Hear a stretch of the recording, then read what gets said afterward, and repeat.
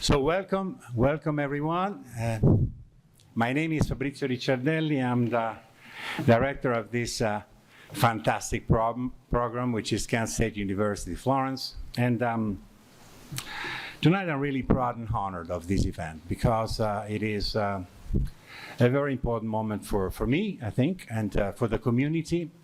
And for the community of students which is in front of me now. And the first applause is to them because they responded perfectly to this event. Thank you very much for being here, guys. Thank you. This event has been tailored through the years, I would say. The first call I received from Vice President Marcello Fantoni a year and a half ago.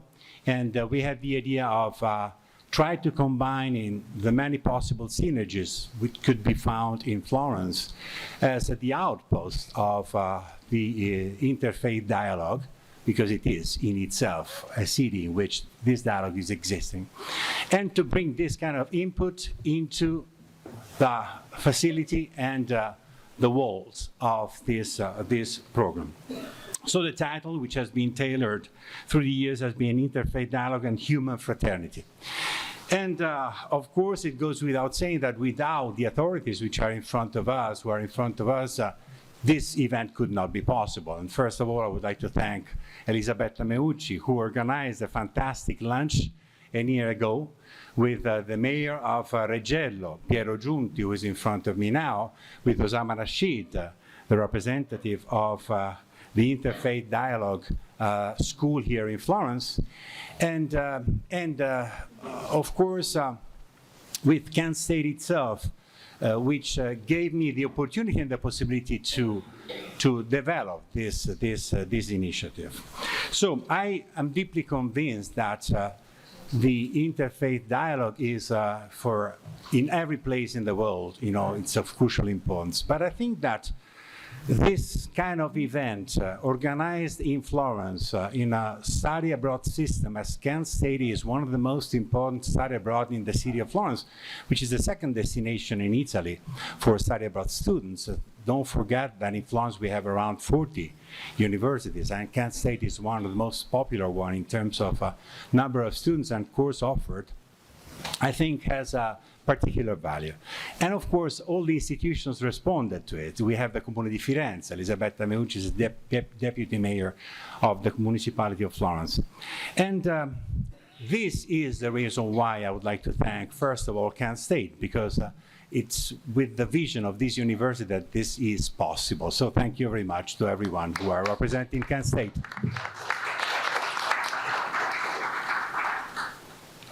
Now, the Interfaith Dialogue is connected to, and we have chosen, of course we have done some choices, and we have developed the idea around the three main monotheistic religions, and we have some representatives of these institutions tonight, and I would like to thank very much all of them for being here representing these three main monotheistic religions. Thank you very much for participating. And Florence, I was saying Florence before. John Harold Plum, one of the most esteemed historians in the United Kingdom, where I got my PhD a few years ago, said that Florence is the cradle of the Renaissance. And as the cradle of the Renaissance is the city which, more than others, developed and put into practice the idea of the humanism, so the centrality of the human body. So it's with this purpose and principle that we have moved towards the creation of this interfaith dialogue, hoping that human fraternity will surround us and will be with us forever. Thank you very much.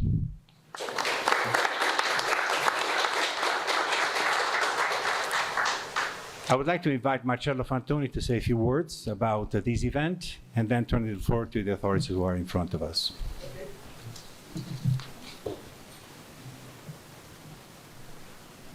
Okay. Thank you, Fabrizio, and welcome to everybody. I would like to call your attention on the difference in style. Before we start. And also on the fact that Fabrizio already said most of what I had planned to say, so this will be very brief. In the first place, clearly acknowledging everybody's presence and thanking everybody that has been involved in organizing this event today. I must say that I was not expecting, and that was my fault, I was not expecting to see so many students attending this event. I think there is the touch of Fabrizio and the touch of the faculty in this, but there is also the courage of the students to come here today. So thank you so much, you all. Yes.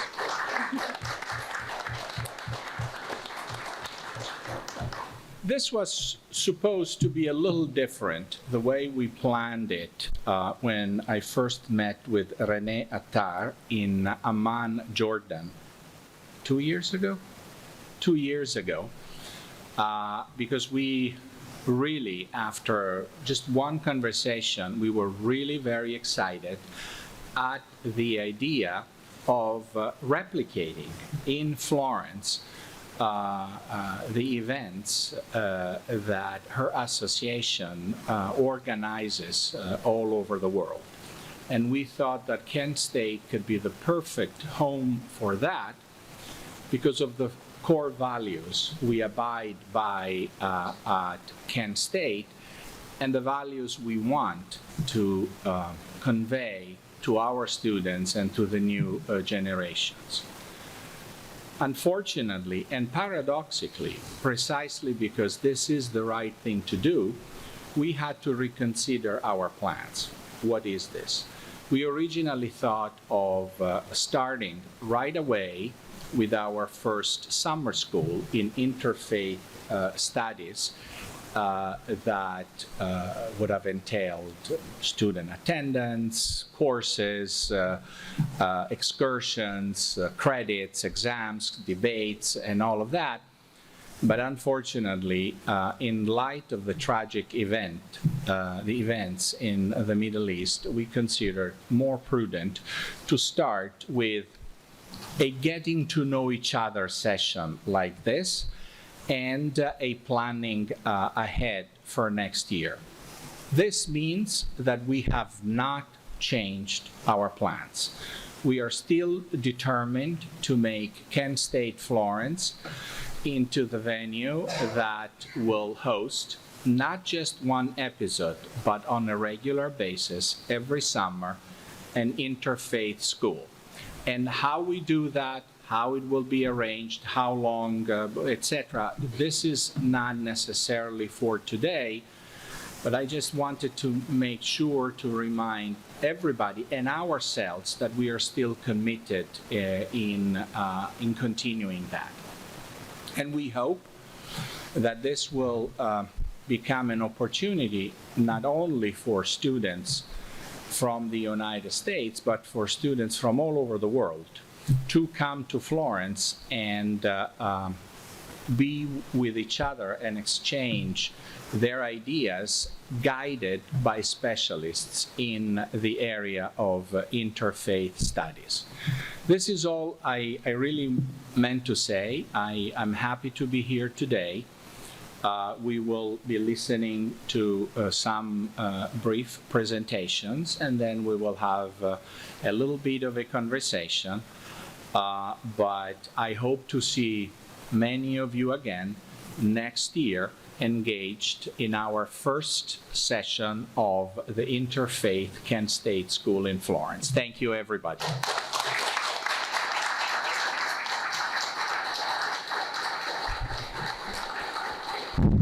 Thank you, Marcella. And now I'd like to turn the floor to Osama Rashid, who has been a motor of this initiative. Osama.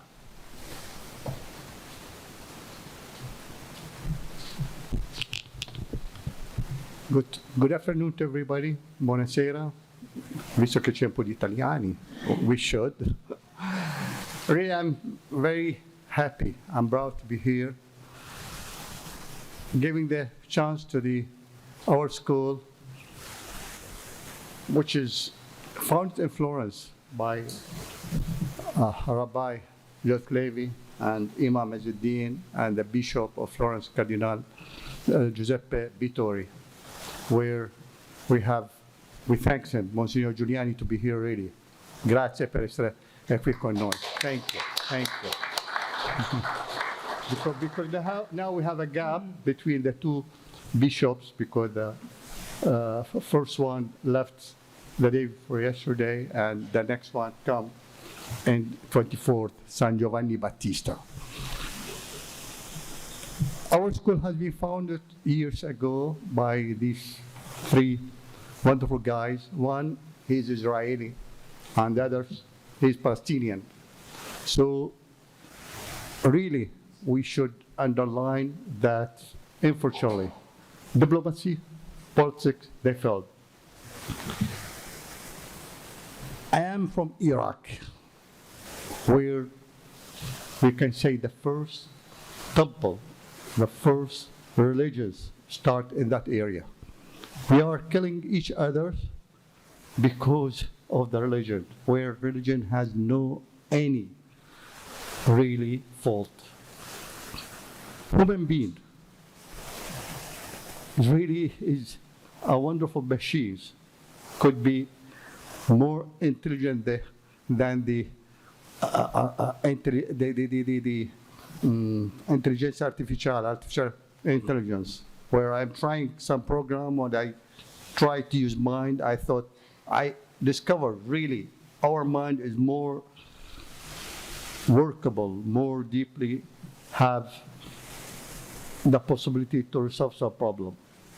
But in any way, I'm really proud to be here in front of these wonderful students. Again, I repeat what you were saying, which is great, because which is fact, one of the most important university, or it has 110 years, Kent University, where always worked for peace. Today, we need it really. And I am so grateful to my friend, Professor Fabrizio, to Mr. Barcello, that the fact you start again these courses, and especially we can say one of the most important and the oldest institution in Middle East, where the director, our friend Renee, it has 30 years old, where they are working deeply in this field where we have the real problems. So, in short, I don't want to annoy you, but again, repeat, the first temple in the human history had been built in Ur, Iraq, near Baghdad. And from there, we are all of us talking about the Abrahamic religions. Abraham come from Iraq. Our friend, Israeli and Palestinian, they stole it, and right now he's in Hebron. But anyway, he's Iraqi. The fact is, all the multi-religious, monist religions start from an area. Again, I repeat, one of the richest country in the world, the oldest country in the world, 8,000 years, had been destroyed in the name of the religion, where it has nothing to do with the religion at all. And this is the reason that we are working hard and hope to leave in the heart of each of you a seed, because one of the problem of our time is the women, nuclear weapons, where Italy, France, I don't want to say United States, but anyway, we know all. If we work hardly, we may stop this, because here it's the end of the humanity. So we must all work hardly to find really the way for living, working in peace and love. Because just give you an idea, yesterday in Brindisi, the G7, they have decided 110 billions in weapons.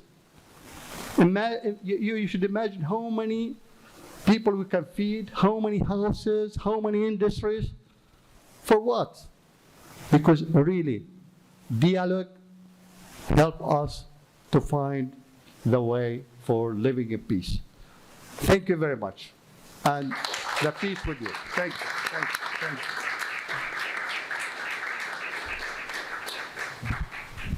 you. Elisabetta Meucci, Deputy Mayor of Florence, please.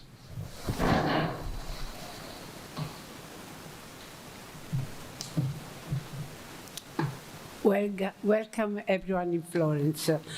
And Interfaith Dialogue plays a vital role in promoting human fraternity and understanding among different religious communities. By engaging in open and respectful conversation, people of diverse faiths can find common ground and appreciate the shared values that unite humanity. I really need to thank Director Professor Fabrizio Ricciardelli for organizing this important event, because I am convinced that it is only the interfaith dialogue that can foster an environment of mutual respect, empathy and cooperation. I would like also to thank Osama Rashid, because as a Secretary of the Scuola Fiorentina per l'Alta Formazione e l'Educazione al Dialogo Interreligioso e Interculturale, promotes peace and works to combative extremism, addressing global challenges that affect us all, regardless of our belief. Through sincere dialogue, we recognize our common humanity and the work towards building a more inclusive, harmonious, and just world for all. Interfaith dialogue plays a vital role in promoting human fraternity and understanding among different religious communities. By engaging in open and respectful conversation, people of diverse faiths can find the common ground and appreciate the shared values that unite humanity. I really need to thank Fabrizio Ricciardelli, Osama Rashid, but also all the people sitting at this table, because they are working for what the Osama has just said. The dialogue with interfaiths, so inter-people. And so I'm very honored to bring the greetings of our Mayor, Dario Nardella, to this important event. Thank you e buon lavoro.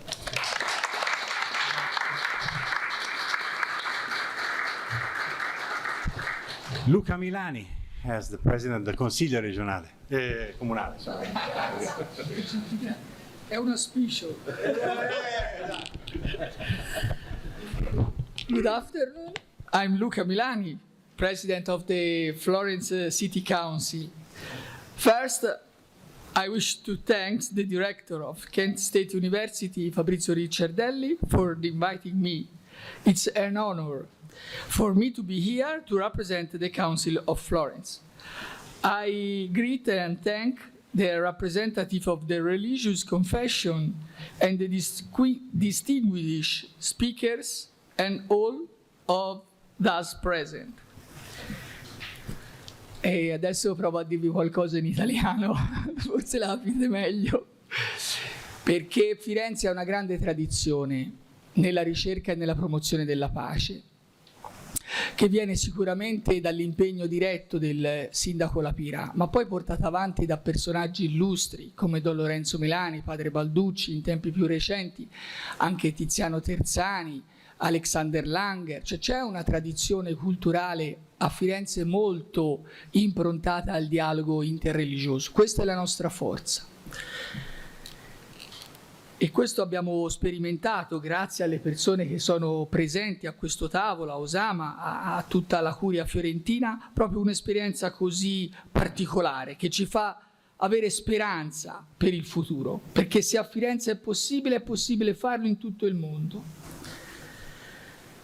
And now a few words in English to greet the students present here today.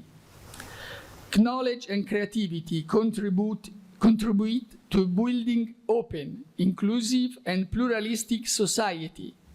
And your study programs combine high quality educational experience with a cultural immersion experience in the city of Florence. Freedom, democracy, peace pass through dialogue. Studying abroad give you a much better opportunity to understand the culture and how the local live. Enjoy it. Go see things. Go experience things. Go meet people. There is more than one way to live life. You'll come back home enriched and inspired. Thank you very much.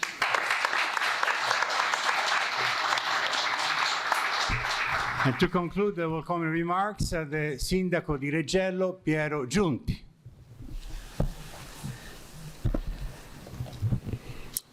My name is Piero Giunti and Mayor of the Reggello. And today, the beautiful day for me. Thank you per l'invito. Anch'io proverò a spiegare alcune cose in italiano, mi scuso, però sono veramente onorato e lieto a nome della comunità di Reggello di aver aderito a questo importante progetto, insieme a amici e persone illustri e con le quali condividiamo la speranza e il desiderio della pace. Ci siamo visti l'anno scorso con l'Alta Scuola di Formazione della Pace, del Dialogo a Vallombrosa, e io sarei veramente onorato e contento se questo percorso potesse continuare anche con l'esperienza, il progetto con la Kent University. A me piace dire una cosa: Vallombrosa è un luogo non solo bello, è prezioso, dove il cielo e la terra si baciano. La dimensione spirituale e la dimensione umana si incontrano in un'armonia dove il creato, le creature e il creatore riescono a trovare una dimensione dove veramente si sperimenta cosa vuol dire essere in armonia con il nostro essere, uomini, donne, persone, figli e diciamo creature di qualcosa di più grande di noi. Quindi credo possa essere un luogo meraviglioso vicino a Firenze, la terra di Lapira, ma insieme ecco da poter valorizzare anche in questo bellissimo progetto. Grazie, buon lavoro e speriamo di vederci a Reggello e a Vallombrosa.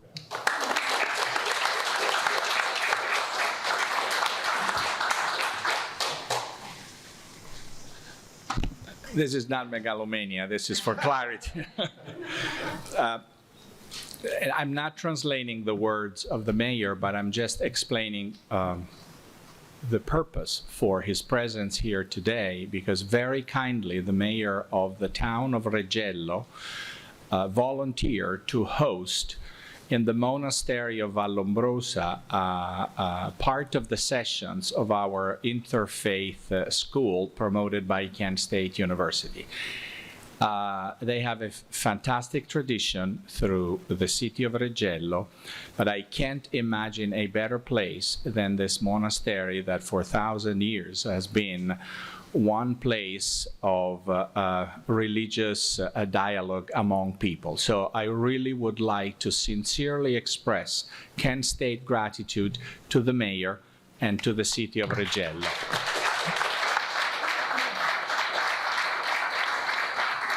Okay, and now it's time to go ahead with the presentations. The idea of this roundtable was a roundtable. So we'll have 5 presenters, one after the other.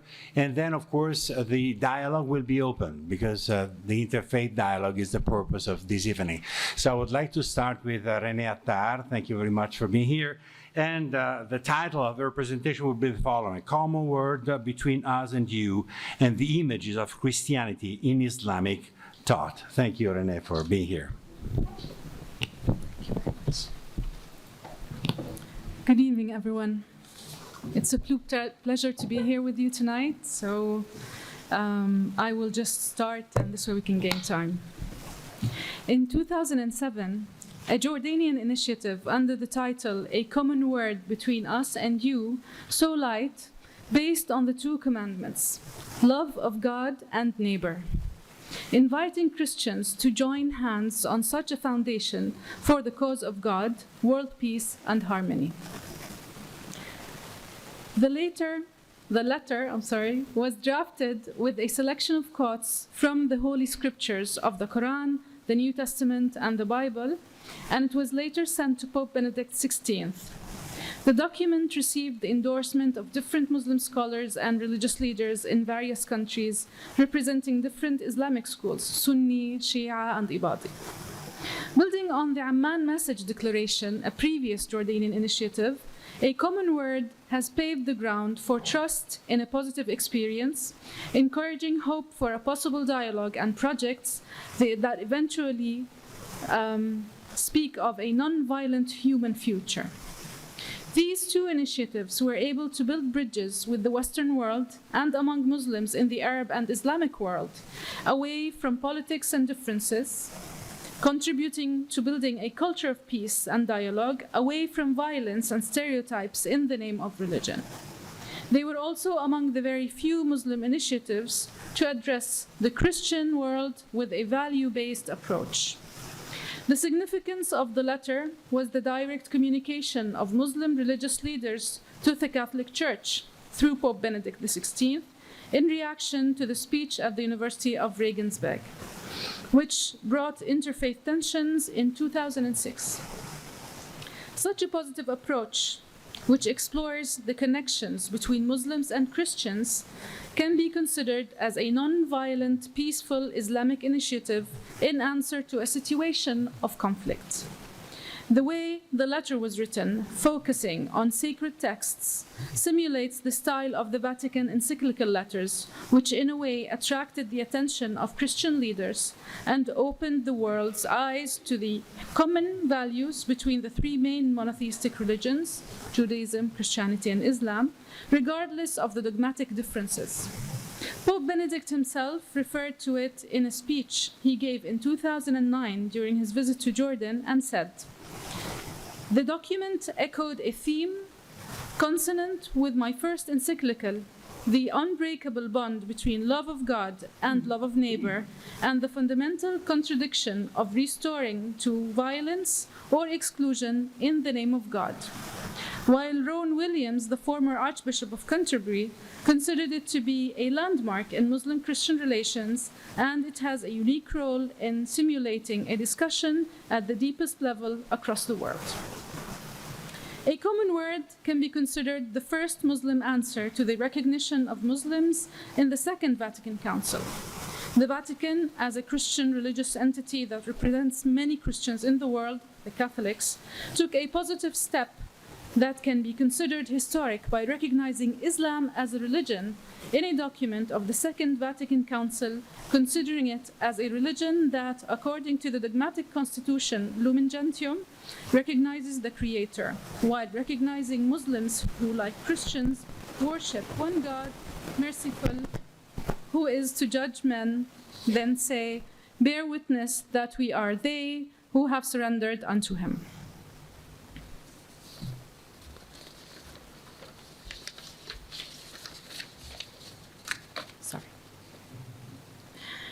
The document Nostra Aetate also referred to Muslims as persons who adore the one God, living and subsisting in himself, merciful and all-powerful, the creator of heaven and earth, who has spoken to men They take pains to submit wholeheartedly to even his inscrutable decrees, just as Abraham, with whom the faith of Islam takes pleasure in linking itself, submitted to God. Though they do not acknowledge Jesus as God, they revere him as a prophet. They also honor Mary, his virgin mother. At times, they even call on her with devotion. In addition, they await the day of judgment when God will render their deserts to all those who have been raised up from the dead. Finally, they value the moral life and worship God, especially through prayer, almsgiving, and fasting. Furthermore, the document invited Christians to forget the past, to work sincerely for mutual understanding, and to preserve as well as to promote together for the benefit of all mankind social justice and moral welfare, as well as peace and freedom. A Common Word was a unique and valuable initiative to Muslim-Muslim relations. For the first time in a while, Muslim scholars from different Islamic jurisprudence schools came together and endorsed a text, which reminds us that promoting intra-faith dialogue can at times be even more challenging than promoting interfaith dialogue. One of the results of a Common Word was World Interfaith Harmony Week, an initiative created to foster a culture of peace and nonviolence. It was first proposed by His Majesty King Abdullah II of Jordan in 2010. The UN General Assembly approved the concept and got it in a resolution, proclaiming the first week of February each year as World Interfaith Harmony Week and urging governments, institutions, and individuals to participate. Also based on a common word was the Marrakesh Declaration, which resulted from the conference organized jointly by the Ministry of Endowments and Islamic Affairs of the Kingdom of Morocco and the Forum for Promoting Peace and Muslim Societies in the UAE. The conference aimed at revisiting the objectives of the Charter of Medina. The declaration called upon committing to principles articulated in the Charter of Medina as freedom of movement, property ownership, mutual solidarity and defense, as well as principles of justice and equality before the law. Considering these principles to be the basis for developing a jurisprudence of concept of citizenship in various Muslim countries. The declaration stressed the need for cooperation among all religious groups and stated that such cooperation must be based on a common word, requiring that such cooperation must go beyond mutual tolerance and respect to providing full protection for the rights and liberties to all religious groups in a civilized manner that eschews coercion, bias, and arrogance. And I'm citing the Marrakesh Declaration. While the Amman message was an attempt to bring internal order to the Muslim community, a common word was an attempt to speak respectfully to the Christian community and engage it in dialogue towards peace. An invitation to Christians. The document addressed the Christians based on common value that the Muslims also consider as a basis for their faith, which is love. Love includes two commandments: love of one God and love of the neighbor. Considering that justice and freedom of religion are crucial part of love of the neighbor. Reflecting on the scripture, love of God is the first and greatest commandment of the Bible, quoting the Shema in the book of Deuteronomy 6:4-5, and the New Testament in Matthew and Mark. By approaching the Christians through their sacred texts, the document emphasizes an important statement, contradicting a position adopted by many Muslim scholars that the scriptures are falsified. Using the text is a clear message of recognizing its authenticity as a holy scripture for the Christians. When quoting Prophet Muhammad, the document speaks of the best that I have said myself and the prophets that came before me. It reminds us that the Holy Quran, recognizing the teaching of Judaism and Christianity, when the Prophet says, I was sent to perfect honorable morals. Therefore, love as part of these honorable morals and shared values with Islam can be one of the many examples to come together, and instead of searching for what separates us, we can find and unite what unites us, the God of eternal love. The document ends with an open invitation as follows. So let our differences not cause hatred and strife between us. Let us be with each other only in righteousness and good works. Let us respect each other, be fair, just, and kind to another, and live in sincere peace, harmony, and mutual goodwill. If we are to speak about the image of Christians in Islamic thought, we can build on all that has been mentioned in the document as follows. In Islamic thought, Christians hold a distinct and nuanced place shaped by theological, historical, and cultural contexts. The relationship between Islam and Christianity is complex, involving elements of respect, dialogue, and at times, conflict. The document explains this when mentioning the people of the book, Ahl al-Kitab. In reference to Christians along with Jews, this term acknowledges that they received earlier revelations from God through their scriptures. The Quran mentions Christianity specifically and speaks of their scriptures, recognizing the Injil, the Gospel, given to Jesus, Isa, in Islam. Jesus is regarded as a significant prophet and messenger in Islam. The Quran speaks highly of Jesus, emphasizing his virgin birth, his role as a prophet, and his miracles. This was emphasized in the document when speaking about the commandment of love as part of the teachings of Jesus. Although Islam rejects the Christian doctrines of the Trinity and the divinity of Jesus, considering them to be deviations from monotheism at Tawheed, the document recognizes the love and the devotion for the one God. Islamic law provides a framework for the rights and responsibilities of Christians living in Muslim-majority societies. These can include the right to worship, maintaining churches, and celebrating religious sermons. However, many might discuss that Islam is not always sensitive to issues such as religious freedom, even though many verses in the Quran mention clear teachings in that regard. The document states this issue clearly when considering that freedom of religion is a crucial part of love of the neighbor. Finally, the relationship with Christians is based on respect and peace. The document explains this as follows.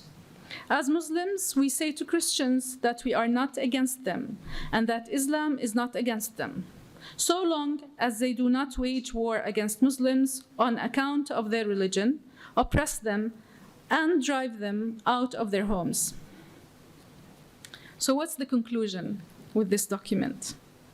The document has not been uncontroversial among Christians, and some responses have been deeply wary and skeptical.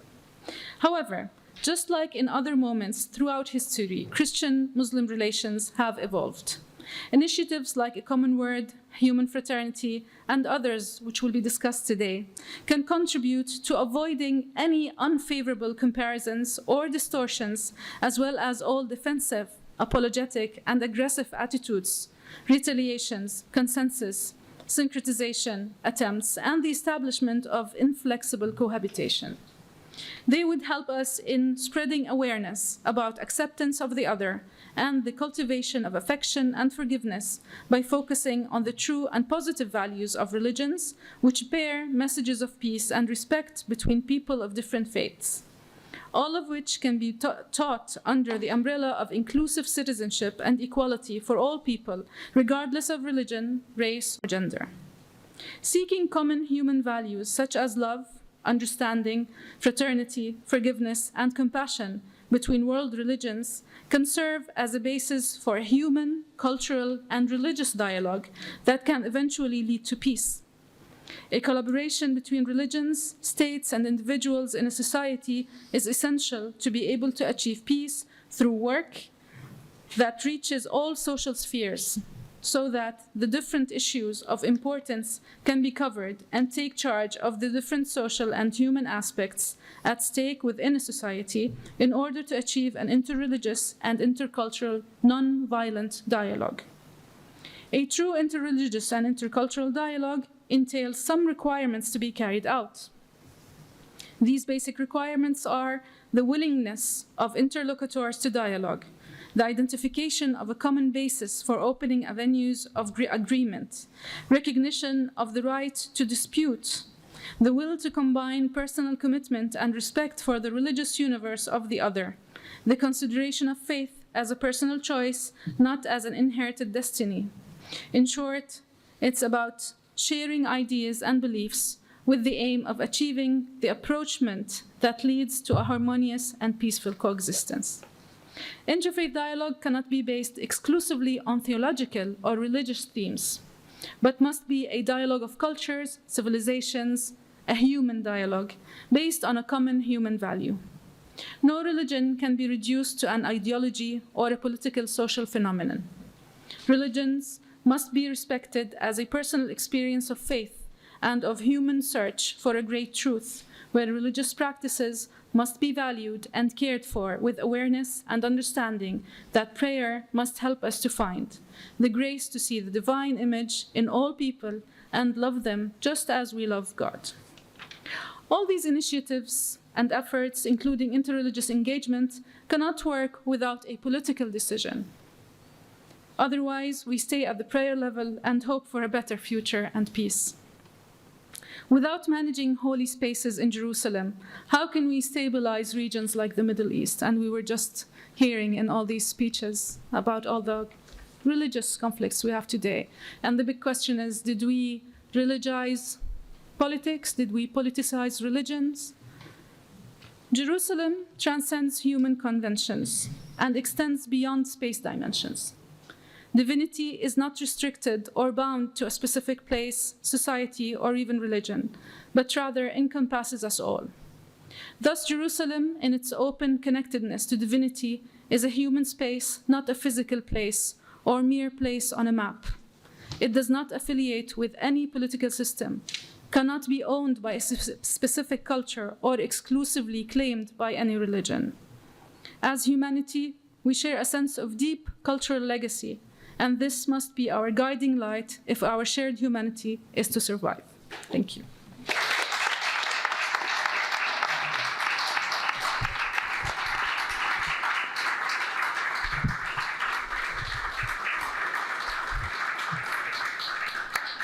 Thank you, Renee, for this enlightening presentation. And when you were thinking, I was talking, I was thinking about a variety of things. I was thinking how sometimes human beings try to find the ideal society, the ideal city. I'm thinking about the painters of the end of the 1400s who were trying to imagine the perfect ideal space in which people could gather around. And should you go into the sources, for instance, of Renaissance Florence, you will find that Florence is always quoting and mentioning itself as the New Jerusalem, and also the place to be, because wherever you go, you need to replace and reproduce whatever the earthly paradise is. And when you were talking, I was thinking about the visionary par excellence, jumping 1,000 years, John Lennon, Imagine, 1971. You may say I'm a dreamer, but I'm not the only one. I hope someday you'll join us and the world will be as one. Thank you very much, Renee, for this.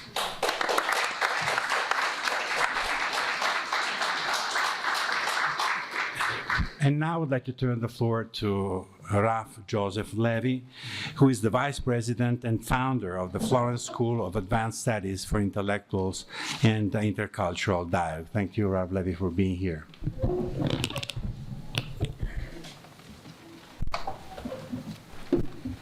Thank you very much. I'll do my efforts. You'll excuse me if I'll be a little bit slow, because I was preparing myself to translating quite automatically from Hebrew to Italian, but not from a Hebrew text into English. I'll do my best. And as historians and practicants of religions, we know that the revelation contains itself a paradox. Whereas revelation brings a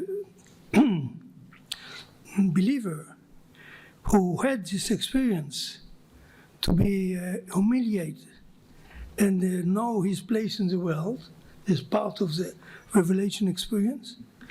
In a second moment, strangely, the believer wants to make known what he just experienced and tell it to his friends.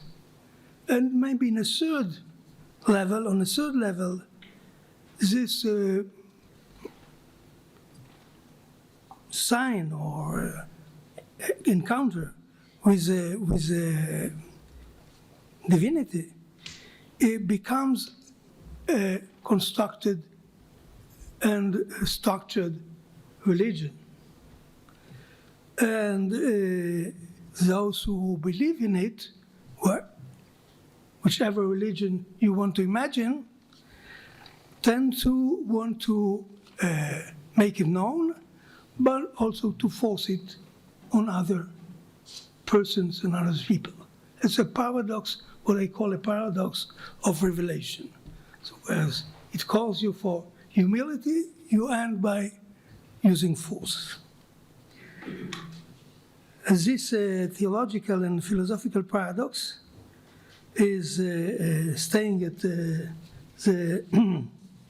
tentative you mentioned after World War II to create a dialogue between at least between the monotheistic religions, the religions of Abraham, as we are so love to call them here in Florence, but also elsewhere. In a dialogue of meeting of dialogue and mutual influences, theological and philosophical, which existed already in the Middle Ages, as we all know, between these three religions, sometimes by goodwill, sometimes by not a goodwill, but became anyhow a necessity after World War II. I don't intend here today to enter into the theological formulation of the Jewish, Christian, Islamic dialogue and the formulas to which theologians of the three religions came through Nostra Aetate, through the Jewish, Islamic, Christian dialogue you just mentioned in Marrakesh and Abu Dhabi, and through the document Tutti Fratelli between the Vatican and the Mosque of Al-Azhar in Cairo. This is not our intention here. Maybe we'll do it in the seminar. We're happy to profound it.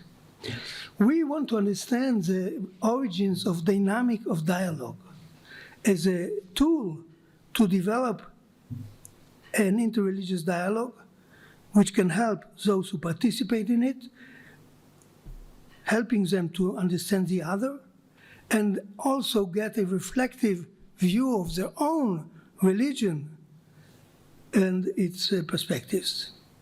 That's why I wanted to use here, or remind you of, the classical models of the Jewish philosopher of the 20th century, Martin Buber. First, not only first, in a long line of thinkers of what sometimes is called the dialogical philosophy, Kierkegaard, Rosenzweig, and others, Levinas. The model of Buber is well known nowadays, I think. Observing the phenomenological character of the interpersonal relations, as did in his times also the phenomenological philosophy of Husserl and others, Buber distinguished between two modes of relating and to the world around us. An instrumental relation, he calls it I-it, so looking from out on the world with the objects of the world, including the person, the men we meet in our way, which are instrumental looking at things. How can they help me? How can I use them? how can I construct all we constructed in our cultural history, and so on. The other one is I-you. What kind of relation we can create in a more personal perspective on the other. It's an listening which creates a line of interrelations and understanding between me and the other, between me and you. And the humanity should desire, according to this model, to be able to exchange all these I-it relations, instrumental relations, to I-you relations, where the observer and the one who is involved in the relation is listening, is looking at the other, looking at his place in a holistic way, where he is placed in the world, and where through this relation, not he is included in the world, but me and you, the subject and the object, are both, find themselves both in a holistic way of relation and connection. This holistic view sees quindi then the other in a new context, but at the same time he sees also himself in the holistic view of moderating of the relation between the object in the world, and where both the object and the subject, both me and you, both me and the other, are part of an integral whole, which is the world we live in.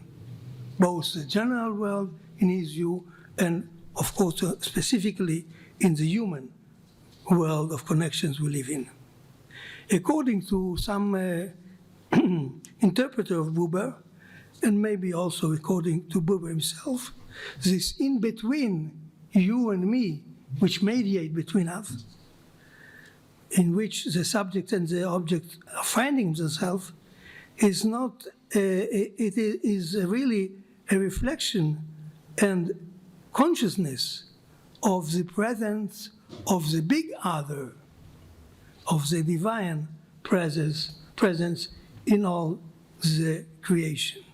So in every meeting we have with another person, it turns to be a triadic relation instead of a dyadic. It's not only me and you, but it's also something which unites the world together and unites me and you in a perspective of a supreme reality. So the subject and the object, and this is what maybe we are aiming to, find themselves together in the same whole, divine whole, which include both. This is very shortly the Buberian model I wanted to bring here, and I believe it helps us and it brings us through the interreligious dialogue to experience. First, I listen to the other from an experience of vicinity and belongingness, and not in a relation of instrumental perspectives. I understand him better. His religious experience is part of a wholeness, which is an experience of man and his search for discovering the relation and the presence, divine presence. And it doesn't matter at that point if this connection is formulated in Hebrew and the historical experience of the Jewish people, or if it is formulated in Hebrew, Latin, and Greek, and the historical experience of the Christian world in the Greco-Roman world, or in a pre-Arabic and an Arabic language of the Islamic world since the Middle Ages and up until today.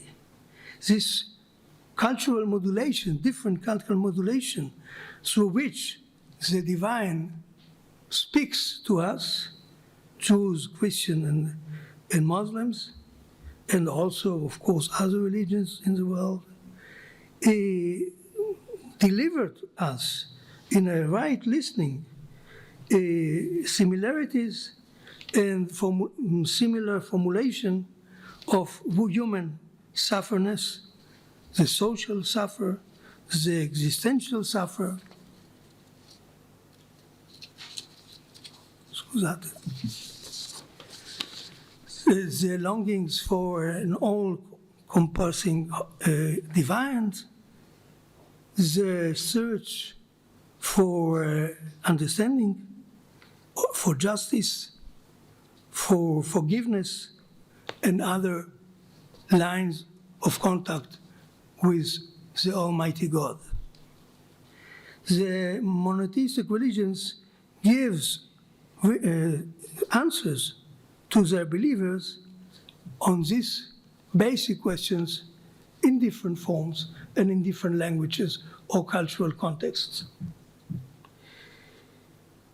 The dialogue with no people who declare themselves non-religious, still in search for the other, be it with a small o or a big o as you want. And we learn to respect profoundly and with identification the answers that the other found in his collective history to this sufferness and to these questions, pertinent questions of giving sense to his own life. Doing that, our own religion itself and our own religious identity becomes more human, more inclusive, more empathy to the search and the questions and the sufferness of the other. And his answers he found in his history and in his natural context. Our experience in Florence of interreligious dialogue, Jewish, Christian, Islamic dialogue, proved us that these qualities do happen when the dialogue is becoming more personal and from a sense of vicinity and knowledge of the persons, real persons who are speaking and doing dialogue. This is also an important element, which I believe is important also for your beautiful project of the summer seminar. Knowing each other, staying with each other, living with each other for 2 or 3 weeks, I don't know how long you want it to be, creates this understanding. It was not clear from the very beginning. It was not easy at the beginning, but we learned from it to live in dialogue and to be sensitive to the human sufferness and religious of the other, looking for justice and listening of the divine. We learned to respect even more one another through this kind of me, you, I, you relations that we have managed to create. And it was also in the basis on which we wanted, after a few years, to build the Florence School of Dialogue in order to teach this technique of understanding and listening to other people in schools, in the real world, so to say. If I have another few minutes, and if I'm not disturbing your own project, which really I admire. I would like to end my talk by citing from an experience of another interreligious dialogue in Europe, namely in Vienna, which has created, as you know, a school, a summer school actually, similar to your idea, of interreligious dialogue. If I just find the right place, this is going to be in English and things will be easier.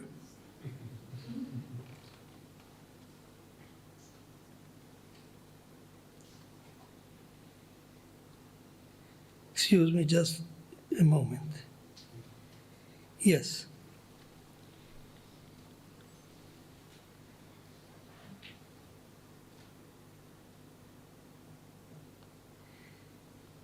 Moreover, the atmosphere of friendship which developed in the course of these encounters before proved to be intellectually stimulating. In 2005, we decided to initiate a summer school with students selected by the participants of the roundtable before, which since then has been held every second year, starting in 2008. Each time, 40 to 50 young people participated, mainly of Muslim and Christian, but not only, faith background. The academic program of these weeks starts with introductory courses into Islam, Christianity, and Judaism, as well as the course on interreligious dialogue, first week. The second week is devoted to a variety of ethical topics, status of women, peace issues, etc. And the third week to law, international law, and regulations. It is thus a demanding interdisciplinary program taught by professors from different countries and faith traditions in English, which is not the majority of participant mother tongue. In addition to these courses, there are a multitude of activities and encounters that are at least as important. It is the experience of living for 3 weeks in an interreligious community that leads to communication and dialogue with an intensity that is possible only among young, intelligent people who want to discover the world with the intention to shape it. Indeed, what I found most impressive at the introductory sessions was most of them expressed their guiding idea to learn from others so as to contribute to world development, thus showing a keen sense of responsibility for the future. I'm not going to read it all. I prepared because before I heard about your initiative and just reinforcing it.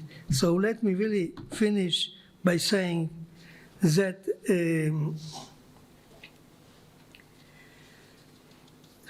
it seems that meetings of 3-4 weeks among young people, 40, 50, from different religions can really make a change.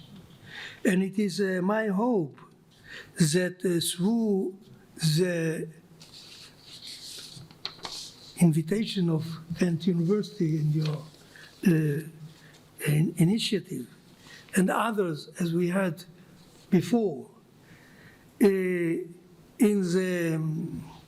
midst of the difficult echoes we are living in those days, I would like to aspire that the Kent University of Florence and the project you just presented, together with the FSD, the School of Interreligious Dialogue, and many other organizations in the Florentine and Italian context, which I'm not going to develop now, can collaborate in organizing courses, maybe summer courses, for religious dialogue between Jews Christians and Muslims, but more especially between Israelis and Palestinians that may know each other, beliefs and hopes and suffer, and they create among them, those who participate at least, a line of new friendships in order to be able concretely to help the new generation to create an interreligious and interlistening dialogue of a new leadership, a leadership of me, you, and not me, it, which is so much needed. Thank you so much.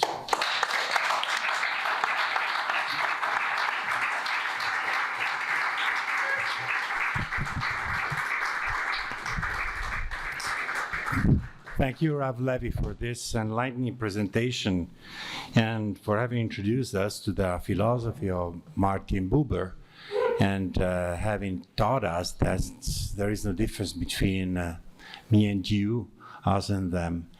And in other words, we are, in the end, all simple human beings. So this is the mission of and the purpose of tonight's dialogue on interfaith. Thank you for having addressed the hope that we will develop this roundtable in something more structural, and we will do it. And I think that Marcello Fantoni, in the end, with the closing remarks, will introduce this as a structural course in summer 2025. Let's go ahead with Imam Izzedin Elzir, and then right after the Imam, I would like to have Marco Giovannoni, and because I think he needs to leave right after his presentation. And the title of the Imam Izzedin Elzir will be Interreligious Dialogue and World Peace. Thank you.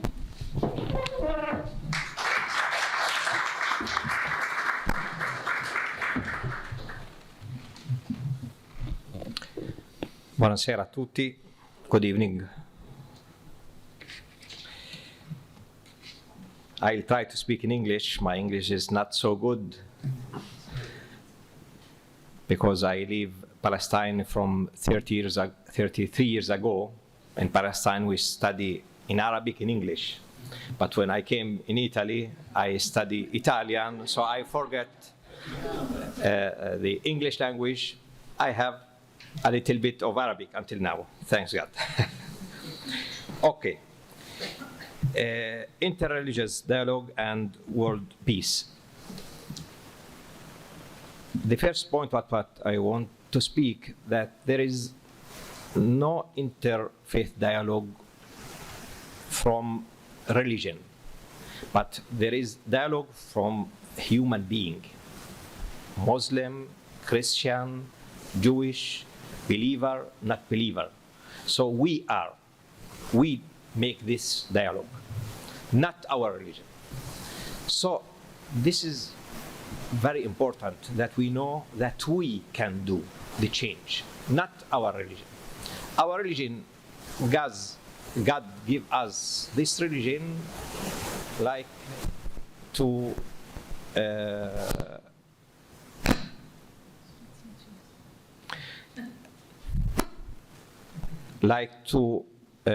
get it as a way.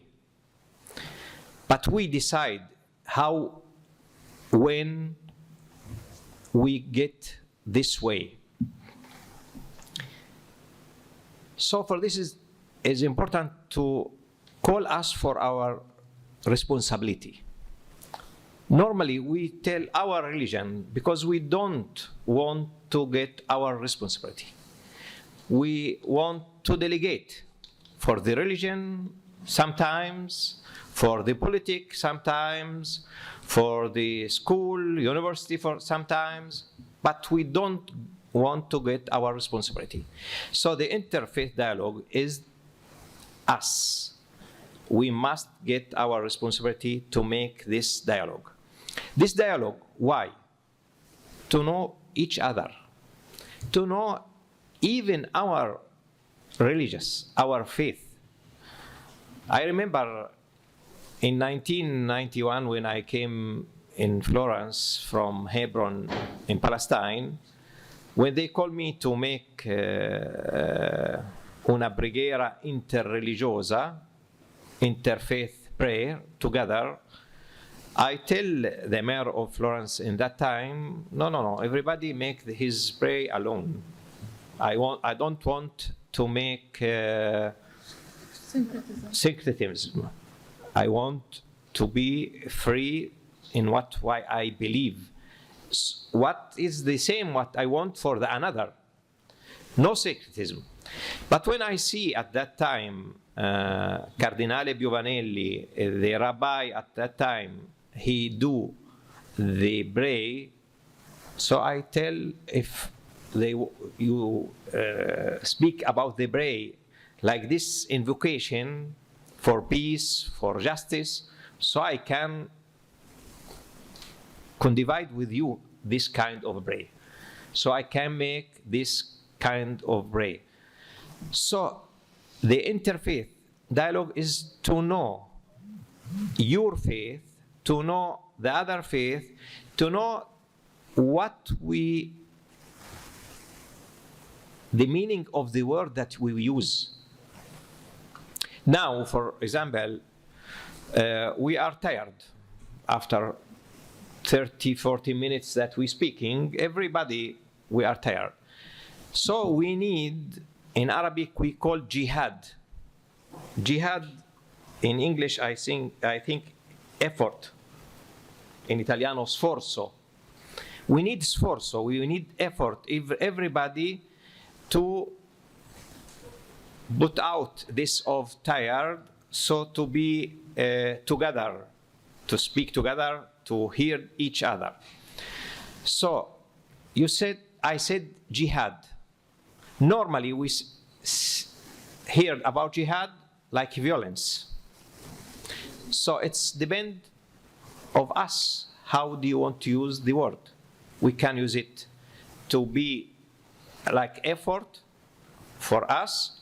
We can use it also as even terrorism, as we see in different parts of the world. This terrorism maybe do it from one person, maybe do it from group, maybe do it from state. There is, every day we can see from person, from group, from state. So this is as interfaith dialogue. For the second part, world peace. What we intend in the world peace, not without the war, but to live in this life in the best way. So not just without the world that is important. We want peace without violence, this is very important. But also it's important to live our life with freedom, to live our life with development, not just economic. Because normally when we speak about development, we speak about economic development. I think we need culture development. We need, in Italy in particular, crescita di nascita.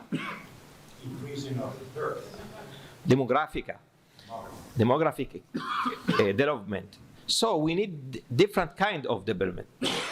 But only when we speak development about economic, it's important. But if we haven't human being, if we haven't us, it's not so important. For this, when we speak about interfaith dialogue, is to know each other, to know that for who believe we are not the God, we are not the created, we are just a human being. The interfaith dialogue help us to know this. It's so hard to do the interfaith because you have the la verità, the truth.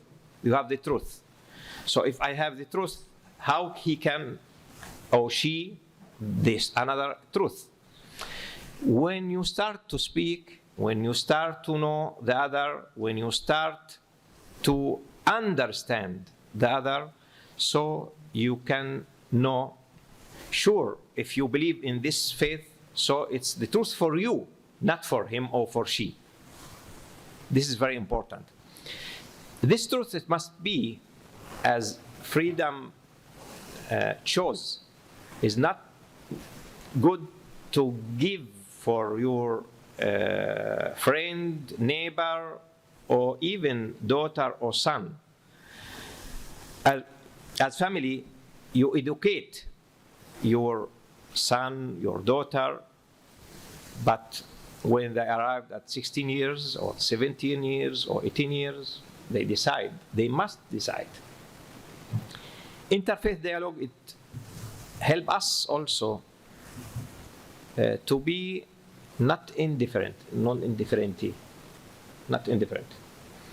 Because the majority of us today, we don't look for the another, for the problem of the another person. I look just for me. If I'm good, it's not important the other is good or not good.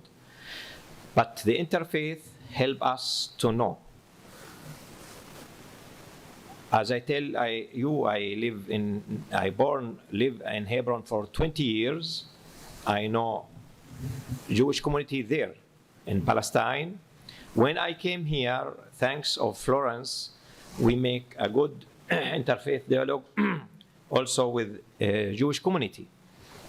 Now, even the situation is so difficult there. Here, as Islamic community, as Jewish community, thanks for the Florentine community, we always speaking together. Even sometimes we have different opinion, because I am Palestinian, the Jewish is Israeli, so we have different opinion for what we see there, but we don't make it like tifosi, like supporter. We tell us each other that here we can speak, here we can possiamo ragionare, we can think. Who lives there, he can't. He can't. The condition of the reality there can't help Palestinian or Israeli to make thinking. Here, thanks God, we can think. So it's also our question how we can help them, not how we can get the problem from there to put it here in Italy or in Europe. It's very difficult. We know this. It's very difficult. In particular, for us, it's more difficult for a student. For this, I can understand the student in the university when they speak with so hard speech for this question. But we must make this dialogue. We must speak together because we have this opportunity here to speak that in another part of the world, they haven't this opportunity. I want to tell the last thing that is very difficult, the dialogue. Because if you see the dialogue, husband and wife is difficult. They are the same religion, maybe the same culture, maybe the same, so many, they love each other because they are together, but it's difficult. The dialogue from father, mother with children is difficult. But the only way, if we want a good family, is the dialogue. If we want a good society, a good country, a good humanity, we must do the dialogue. The only way. It's so difficult because everybody of us has his character, has his identity, has his kind of thinking. his mind. Nobody changed, but we change the use of the word, the use of what we can understand the other. So in the interfaith dialogue, we don't change our religion, but we change the way that we hear the other, the suffer of the other. Thanks.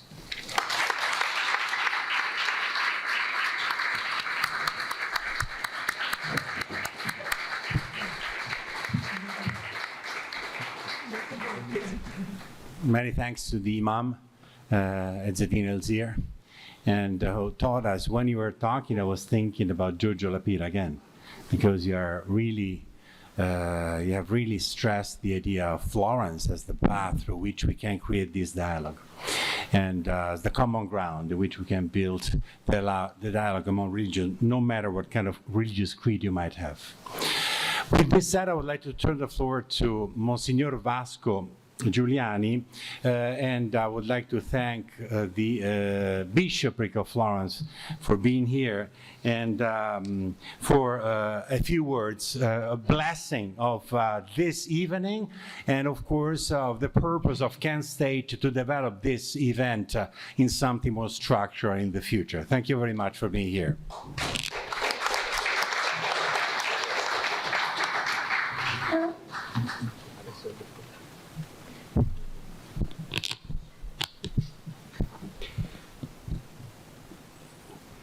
Non so una parola di inglese.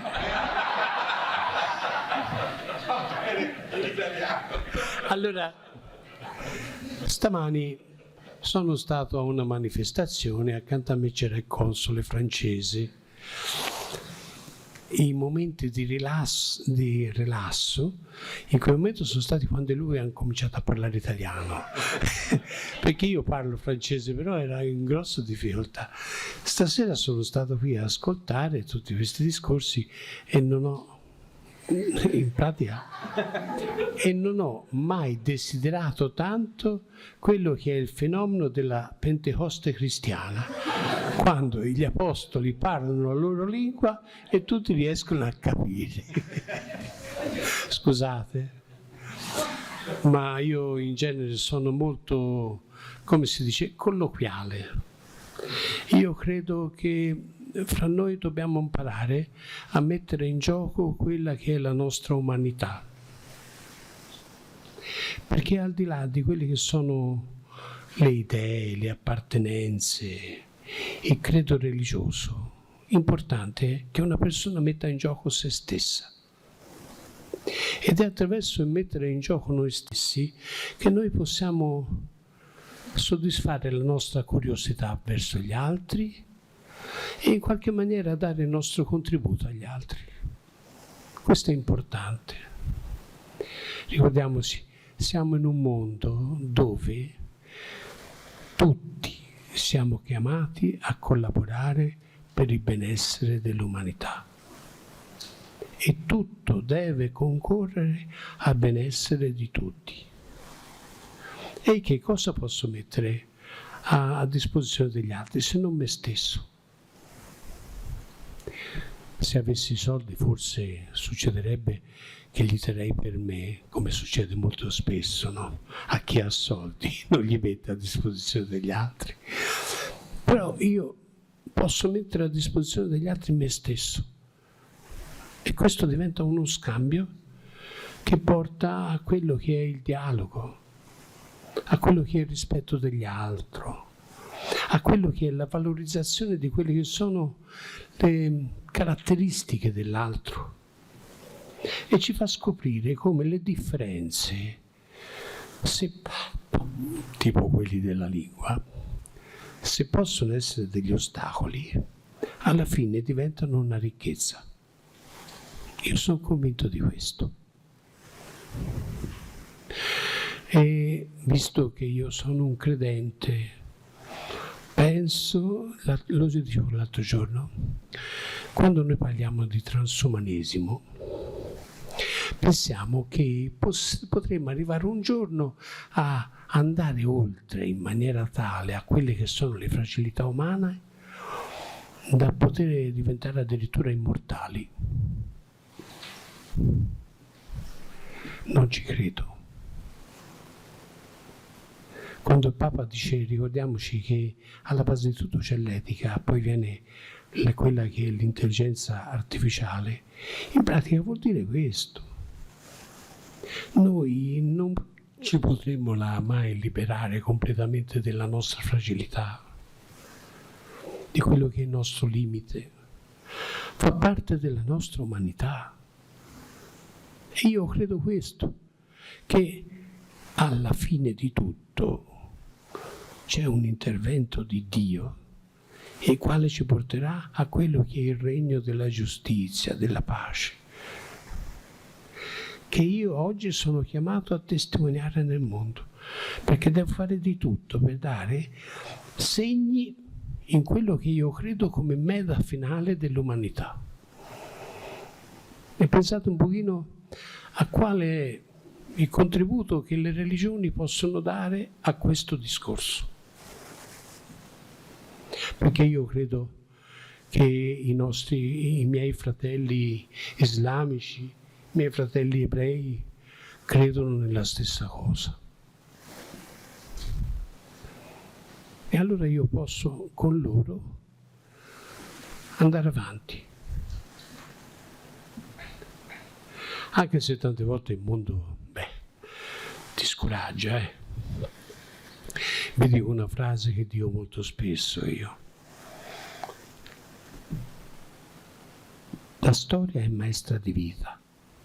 Peccato che tante volte ci insegna semplicemente a ripetere i soliti sbagli.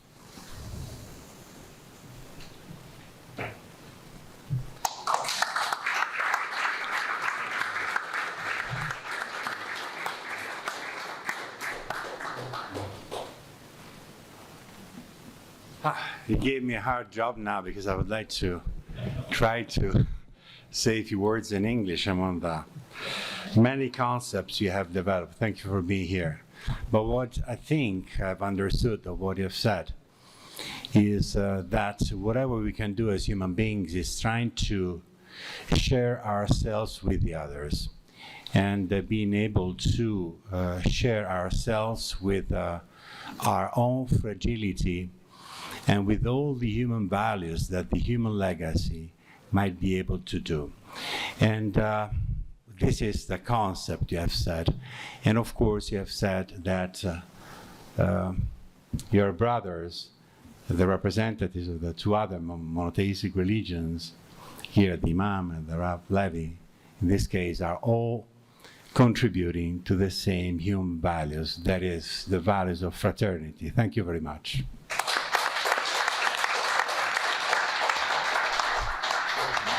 M'ha bocciato.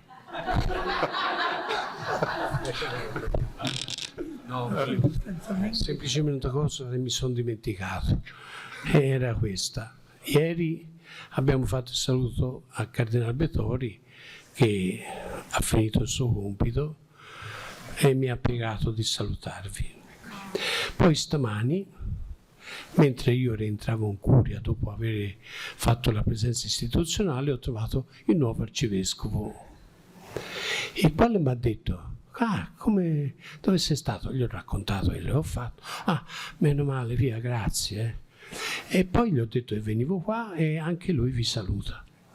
E io credo, guardate, che per noi che crediamo in queste cose, crediamo nel dialogo, che crediamo nella collaborazione, inizierà una stagione proficua. Perché è un uomo semplice, giovane, che crede in queste cose. Scusate. And Monsignor Giuliani would like to share with us all that yesterday he met the Archbishop of Florence. This is the moment in June we have the change between a new Archbishop who will be nominated to Florence, in these days, yesterday, a few days ago. So, and the auspice is always the same from the previous one and the new one. The blessing of the audience and the hope that human fraternity will follow us forever. Thank you.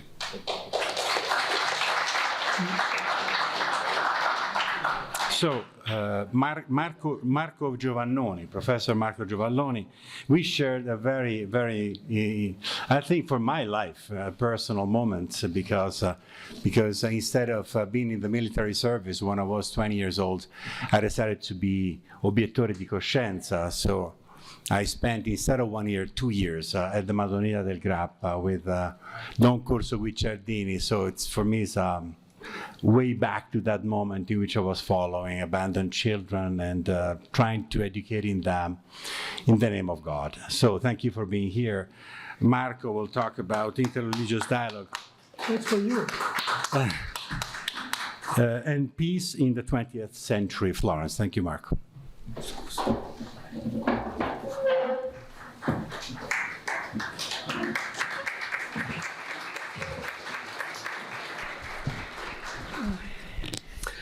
I'm glad to speak in this occasion to reflect on interreligious dialogue and peace. I thank the organizer for this.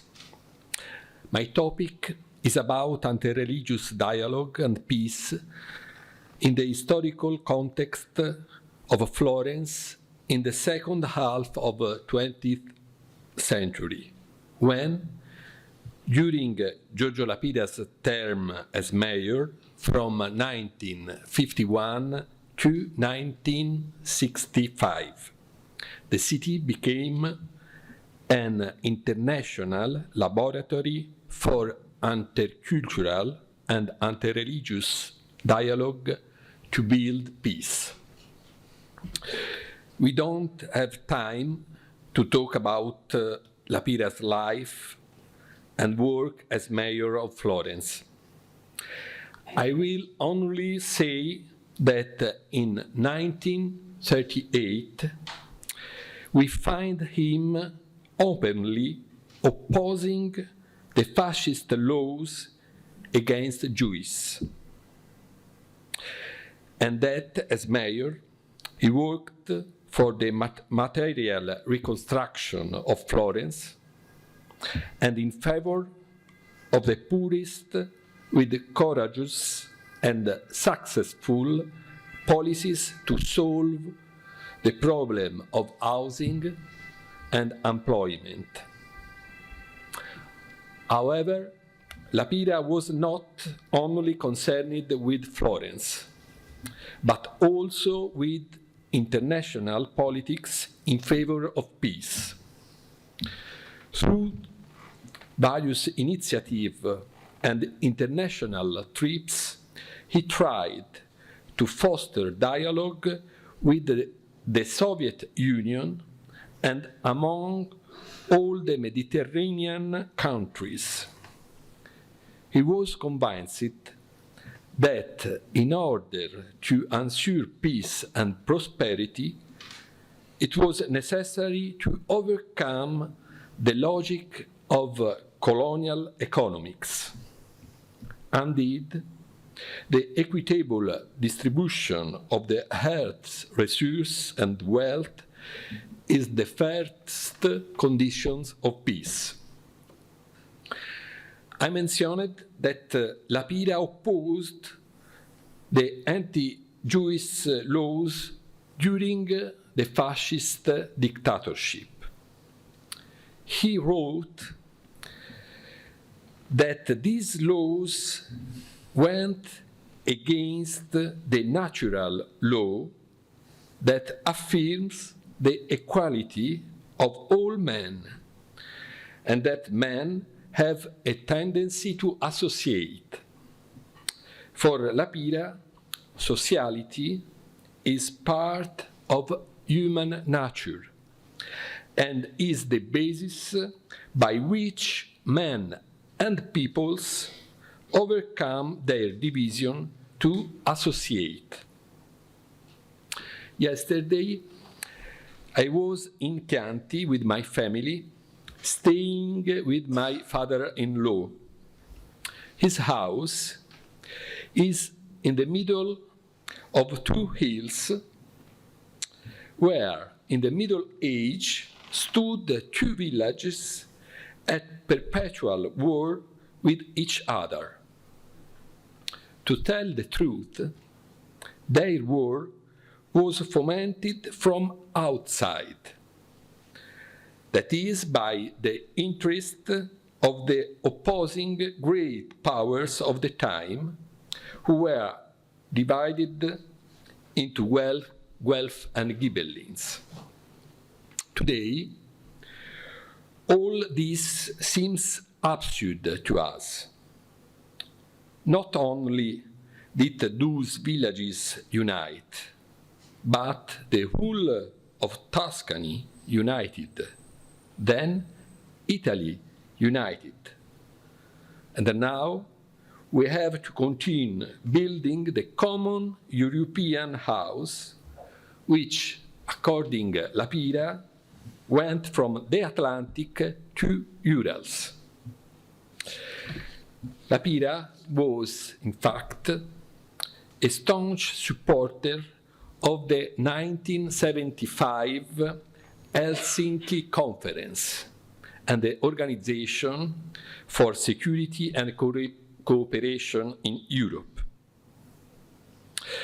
But the reasons why Lapira opposed the anti-Jewish laws and was among the first architects of Jewish-Christian friendship and Islamo-Christian friendship are also religious and theological, not just philosophical and political. Lapira was opposed to the so-called theology of substitution. That is, he did not believe that Jews had been replaced by Christians in being God's chosen people. This theology of substitution is the origin of the hatred against the Jews. For Lapira, on the other hand, the Jewish people continue to be the chosen people, along with the Christians. Both Jews and Christians are called to take part in the history of salvation that God accomplished on behalf of all humanity. This may sound like a trivial statement, but it is not, because it teaches to consider one's religious identity not against those who are different. Later, in the 1950s, Lapira came in contact with the Muslim world, understanding that also Islam is a talker of universal values. Hence, his idea of the triple family of Abraham, for which believers of the three great religions are called to build peace through dialogue and to oppose any idea of crusade and holy war. Dear friends, Lapira became mayor of Florence during the Cold War and struggles to end the colonial system. The world was divided, and dialogue was seen as a sign of weakness, if not betrayal. Belonging to different religions and even atheism fueled divisions. Lapira opposed this. Even today, the world seems destined to split into multiple factions, and religious differences, even among Christians, seem to fuel hatred instead of fostering peace. But today, the document on universal brotherhood and the Jewish and Islamo-Christian friendship tell us that the clashes of civilizations and the holy wars are not a necessity, but only a possibility. It is up to us to commit ourselves to what we believe is right, knowing, however, that war is no longer a realistic possibility. In fact, it is no longer done with sticks and stones, as in the village of Chianti, but man has weapons at his disposal that he does not use. If he went so far as to use them to win a war, this would cause the end of humanity. Peace is the only realistic way to ensure the welfare of all mankind, and dialogue between religions must disarm any holy war. I want to finish after the word about Martin Buber by the words of philosopher Buber. In a letter of Buber wrote to Giorgio Lapira on May 1961 during, I think, a council, an international council. Buber wrote, "Modern history claims to teach us that peace is possible only if government came to an understanding, after which the peoples follow. We think differently.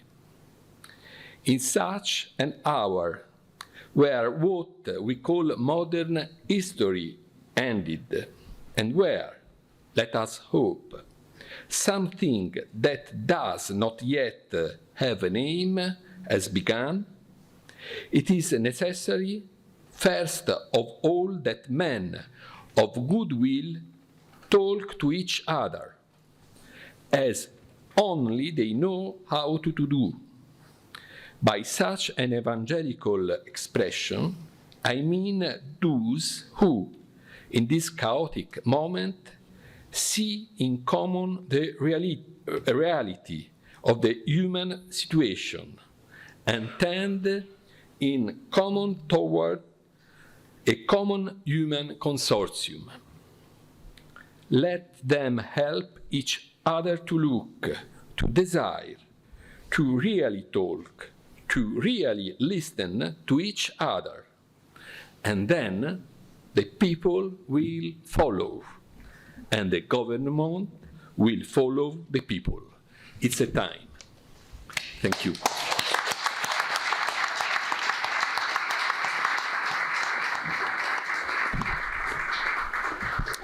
Thank you, Marco, for your presentation. And Giorgio Lapira is, as you have heard, mayor of Florence 1951-1965. Exactly in the moments in which Senator Fulbright was promoting the intertwining relationship between the US, Europe, and Italy. Sometimes we forget the mission of a program like Kent State University Florence, but we don't have to forget that the idea of the concept of colleges of liberal arts was developed in this period of time, and Lapira was one of the promoters of the opening of many programs, such as Harvard University. Florence became a place in which many programs held between the 50s and the 70s, and Kent State is one of these programs in the name of peace, in the name of fraternity, in the name of democracy. Thank you very much, Marco, for this.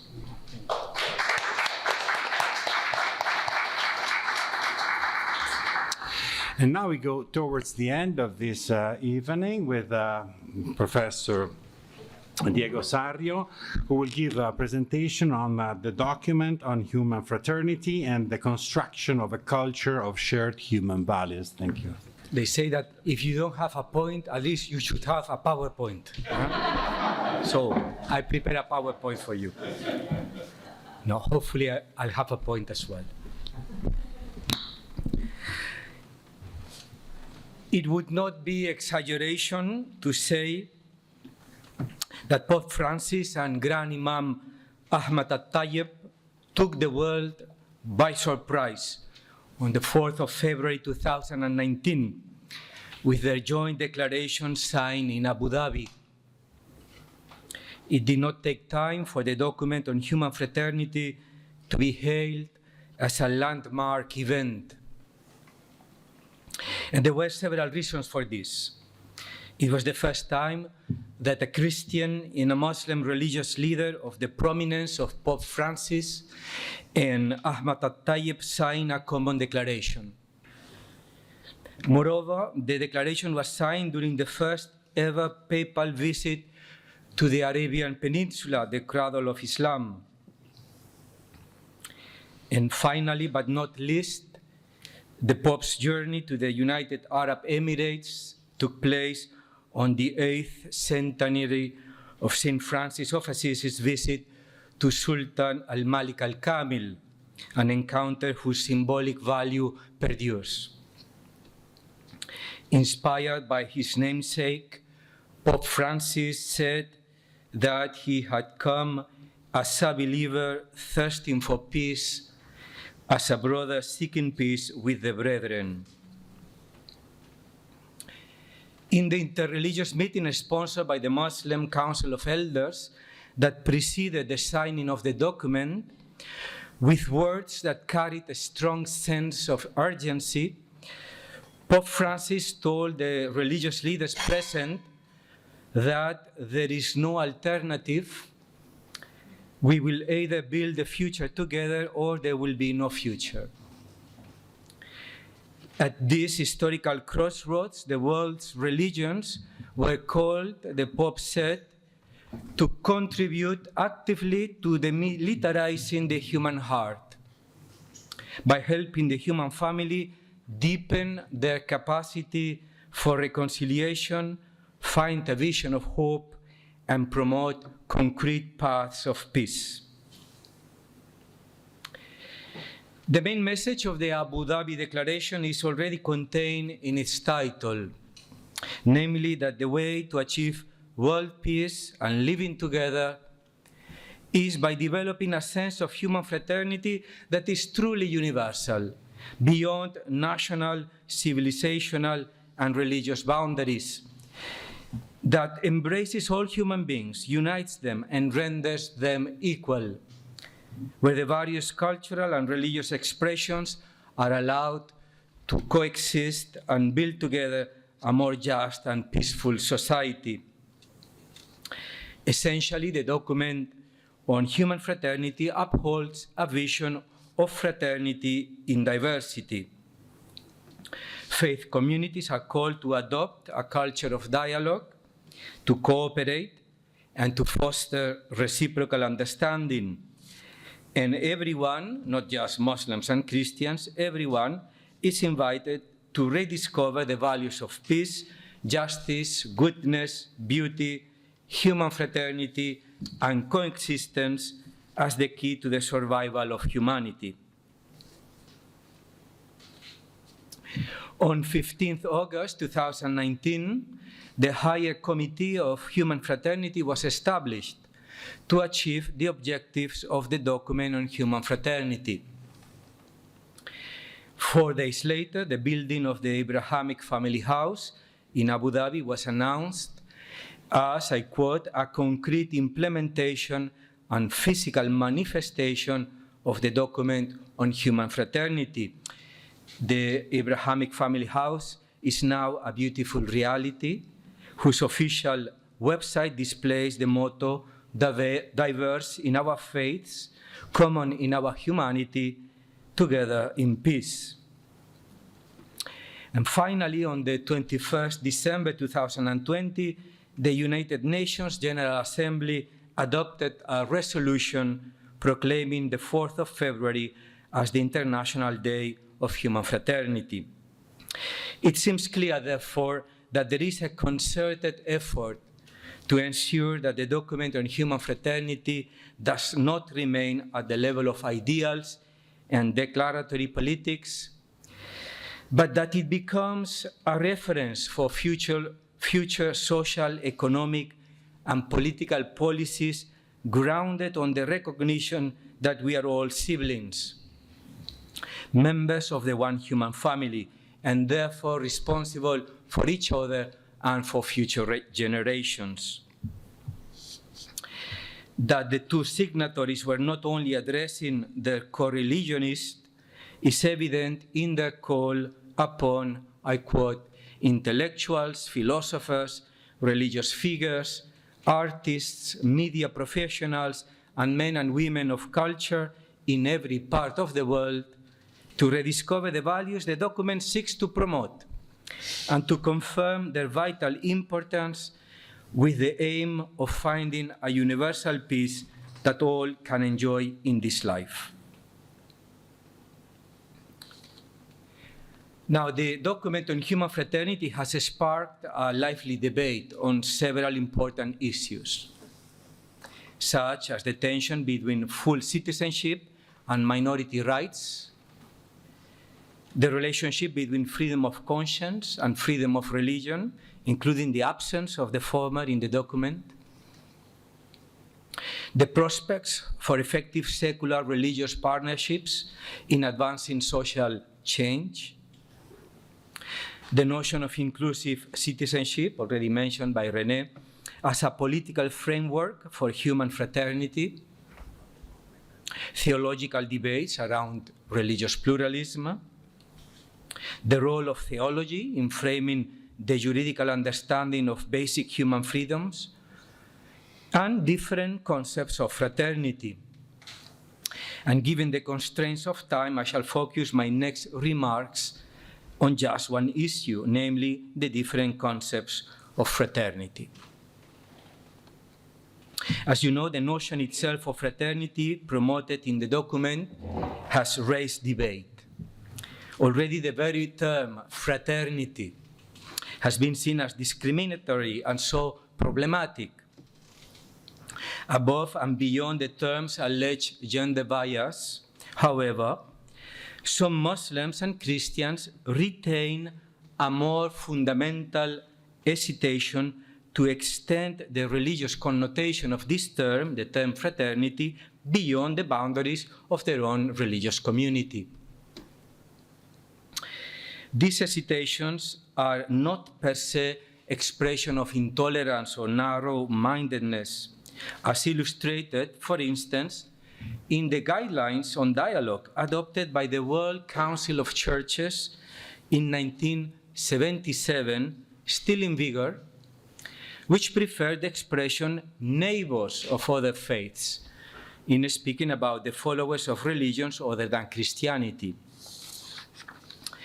We may also quote here the celebrated dictum of Ali ibn Abi Talib, the fourth caliph of Islam, in his letter to the governor of Egypt, reminding him that each of his subjects is, I quote, either your brother in religion or one like you in creation. Imma akhun laka fi din wa imma nadhirun laka fil khalq. But is it fair to interpret the document on human fraternity as asking believers to use terms such as fraternity, brothers and sisters, and the like, in relation to the followers of other religions in exactly the same way in which they would use them within their own tradition? More generally, does the document advocate a notion of universal fraternity that seeks to override or replace other understandings and experiences of fraternity?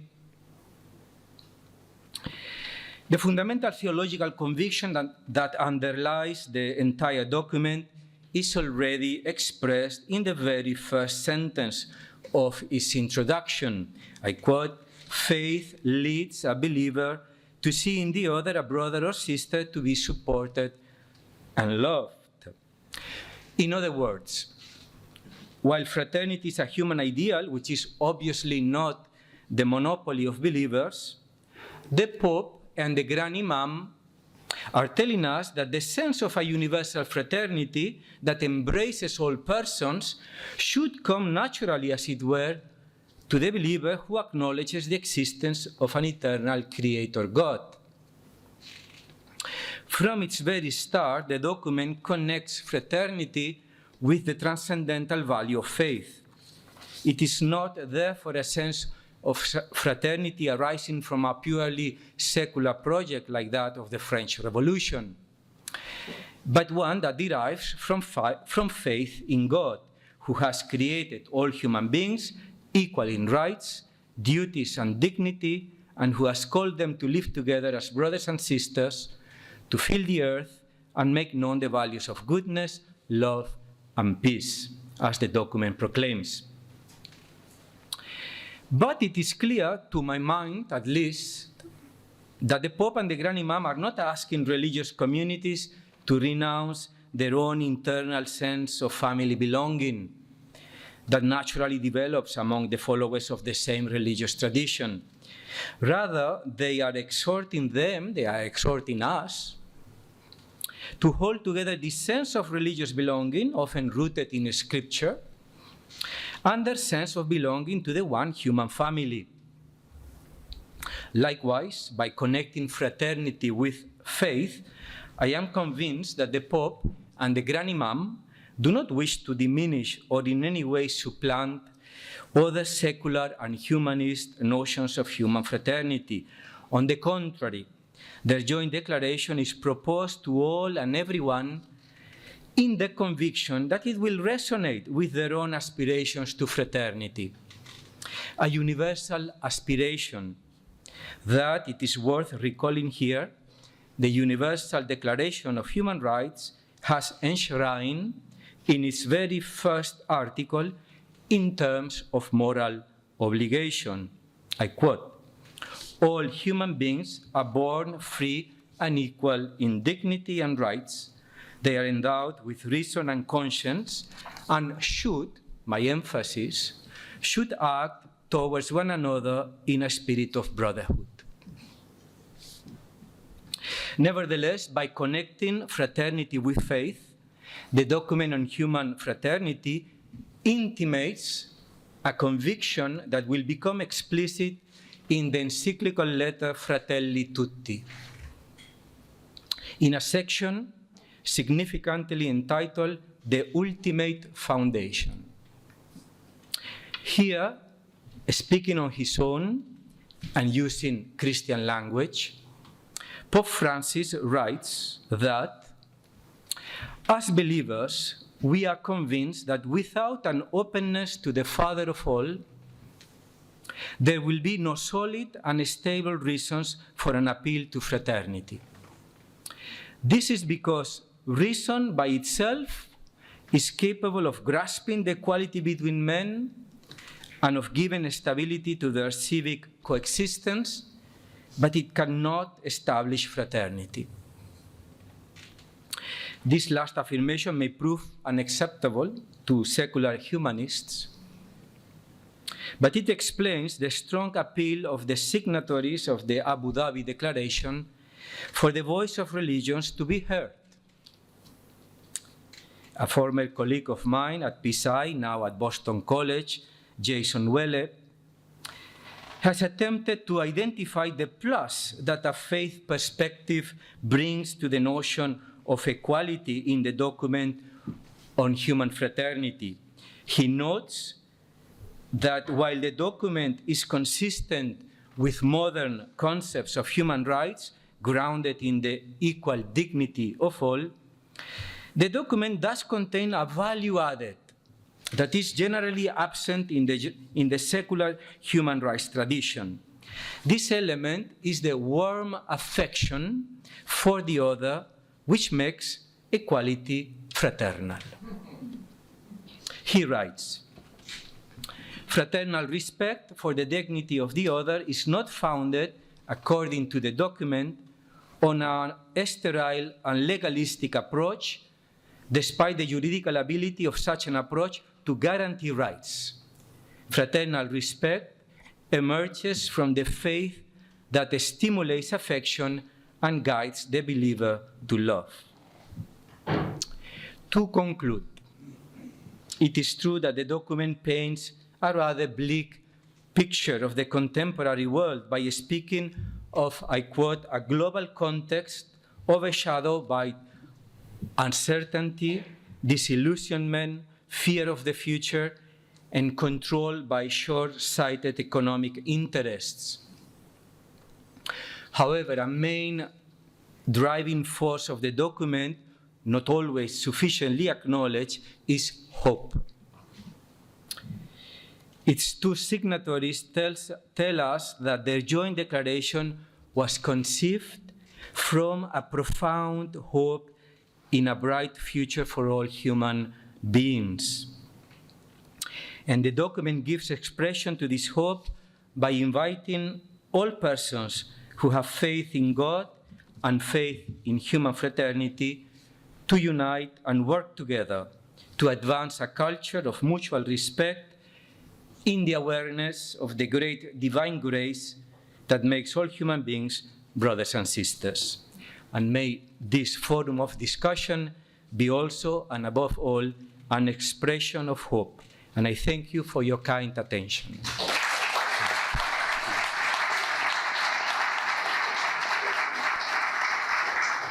Thank you, Diego, for this presentation. You made me thinking about how the idea of charity was typical of the Middle Ages, and Florence again is a cornerstone on this, because San Pietro Martyr in 1244 formed the Brotherhood of Mercy in the city of Florence, and no matter if you are Jew, Muslim, or pilgrim, or worker, or whomever, you would have received assistance from the Brotherhood itself. So we have time for a few questions, and I would like to turn the floor to you guys, and it's for you. So because this has been tailored for you students, and we would like to have your voice. And I don't want to break the ice on that. Probably Marcello Fantoni.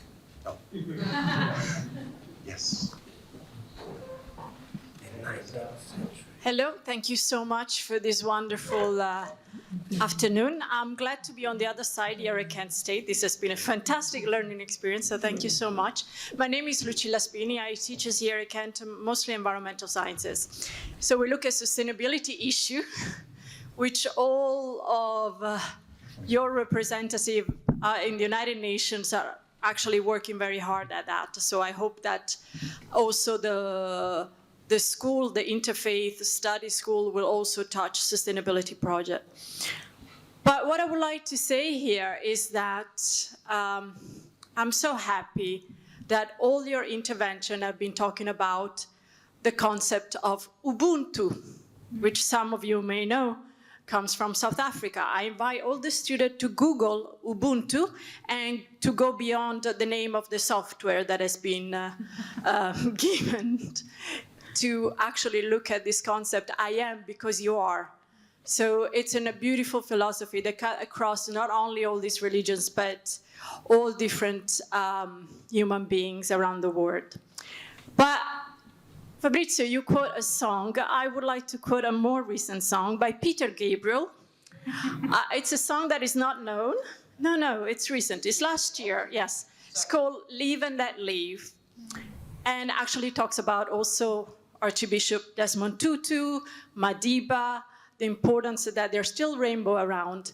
But he also, and he talks about reconciliation. He say one thing: it takes courage to be brave enough to listen. So dialogues are important. We talk. I can talk for ages, as you could see. I know, I'm sorry about this. I'm an anthropologist. I love all religions. I celebrate all the holidays. So I hope there are going to be opportunities in the school for that. But it's also important to take into account that the dialogue is also listening. And it was mentioned by some of you. And sometimes also it's important to be brave enough to ask questions, even the most simple one, because we take for granted that we know everything about everybody. We could just Google on the phone like this if we don't know a word, but to keep it simple. Thank you very much for this.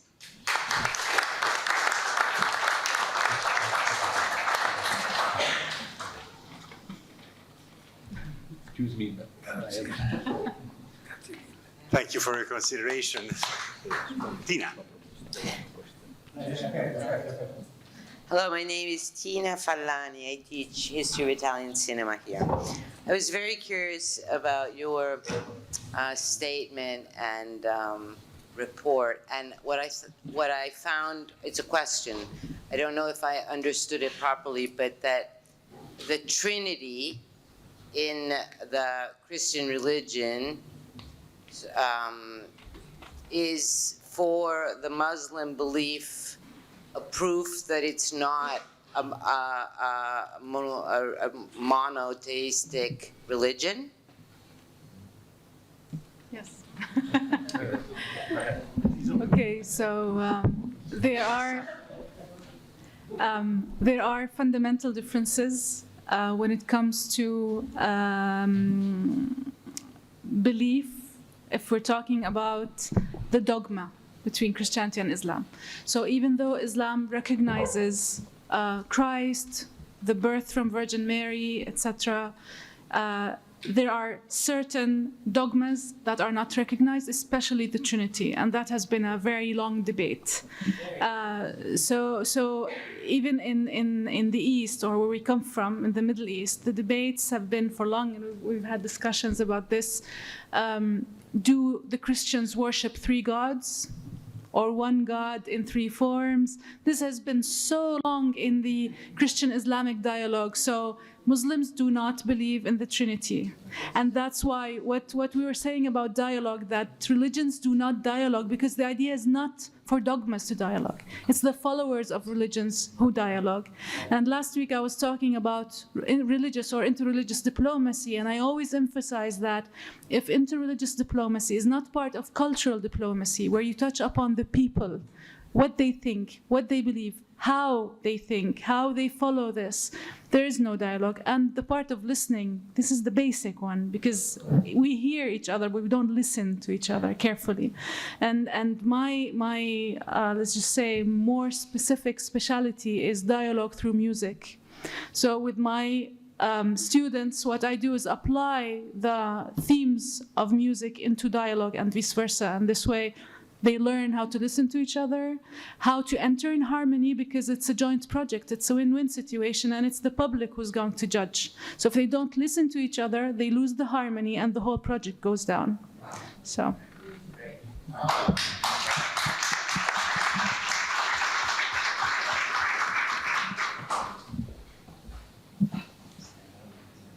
Grazie.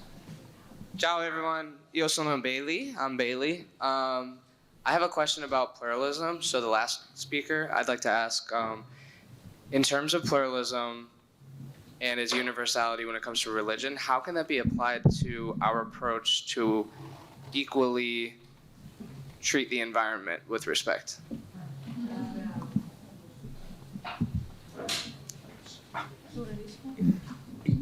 Okay, I don't know if I understood perfectly well the question, but pluralism is a challenge for all the three religions here present, in the sense, or represented in this theological pluralism, this position that implies that religions are all of equal value, theologically speaking, and that, typical, doesn't matter which path you take, all paths lead to the top of the same mountain.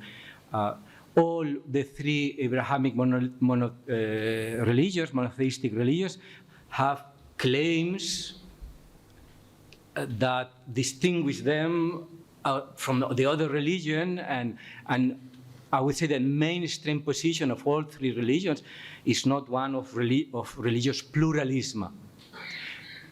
So that's at the theological level. Now, throughout many centuries, the problem, I would say, is that we have operated with also notions of religious truth which were exclusivistic, meaning that my religious truth necessarily excludes the truth of the other.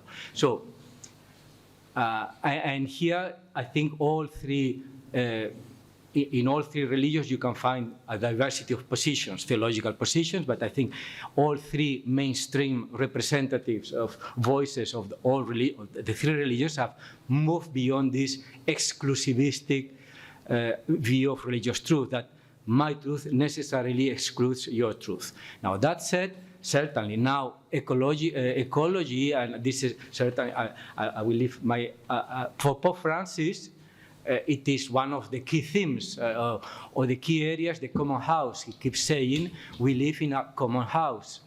And we have a responsibility to take care for this common house, not only for ourselves, but also for the future generations. So ecology and care for the common house certainly is a ground, a very fruitful ground of interreligious coming together, to act together, to build a better world. But maybe you would like to add something. Thank you. I agree with what you say, of course, the common house and sustainability, which must be a common argument for all of us, each one confronting it from his own sources and traditions. So we can contribute, everyone from his own history, to this new theme and to this obligation, in our perspective, Jewish perspective, already mentioned in the first chapter of the Bible, in the story of creation. Take care of the world I put you in. So this is one of the first obligations of mankind. It was not understood the same way throughout history, but now it finds its meaning. I mean, so it's not difficult. We contribute another perspective on the same issue by living together. But for the anthropologist, I would like to say one word very clearly, and I think we all agree about it. Interreligious dialogue, meeting each other, discussing, dialogue, does not mean syncretism. And we are not promoting syncretistic experience and religions and their rights and so on and so forth. I might be sorry for the New Age religions. In this sense, it's their problem, okay? But for our perspective, we do respect the history of each one of our common monotheistic religions. And as I try to give also some historical and linguistic perspectives, you know. So each one has its own history, and it's perfectly legitimate. But we do want to talk to each other, to discover the human reality which unites us all.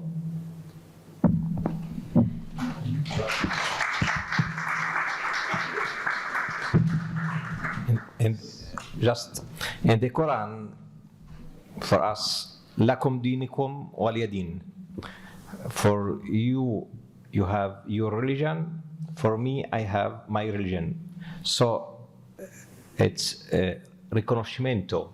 Recognizing. Because for the other religion, the other faith, that's so different faith. Good evening, all. My name is Murat Krif, and I'm the director of the School of Fashion at Kent State University. I just want to say a couple of things, and I want to thank all of the speakers because they all had points and one PowerPoint. That is actually something I'm gonna plagiarize in some of my presentation. You have my permission. All right, I'll give you all credit. I'm really grateful to be here, and I'm really proud that Kent State University is bringing this to the audience that is mostly in the back of the room, the students, because I agree with everything that you, as speakers, said today. It is in generating and starting that dialogue and starting a sense of acceptance of each other and our fragility, regardless of regardless of the beliefs that come with the religion, with the culture, with the history, that we are to change this world to a better place and to create this, maybe not universal fraternity, but fraternity as we express it. So I'm very thankful for being here. Thank you, Marcello and Fabrizio, for inviting me.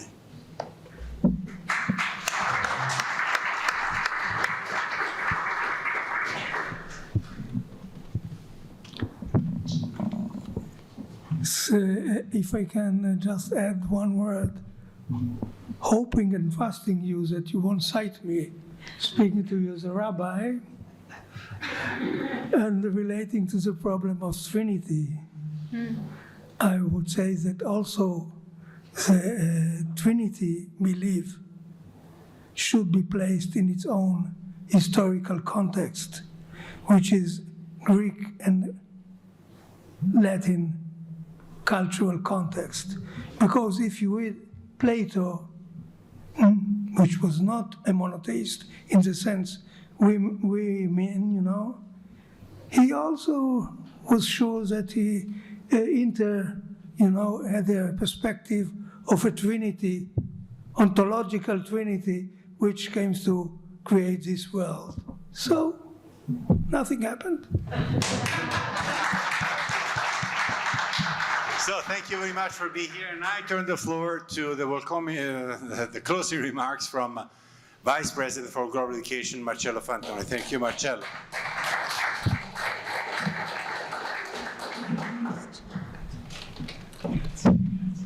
So, on the one hand, this is not an easy task. You understand that, right? But on the other, it is really easy, because I hope that by now it's clear to all of us what we are doing and what we want to do is the right thing to do. Okay, and if we agree on that, I think this is the best conclusion of this session today. There is not much to add. I think very important values, concepts, ideas, principles have been evoked. And it would really be presumptuous to think that something else could be added. I only want to maybe say two things in regard to dialogue and in regard to education. And forgive me if I derail from religion from a moment, because I really feel that the key word today is dialogue. The connecting tissue today is dialogue, is in the center. And if on the one hand of dialogue you have religion, you have politics, you have race, you have ethnicity, it doesn't really matter, but it has to go through dialogue to get to the other side.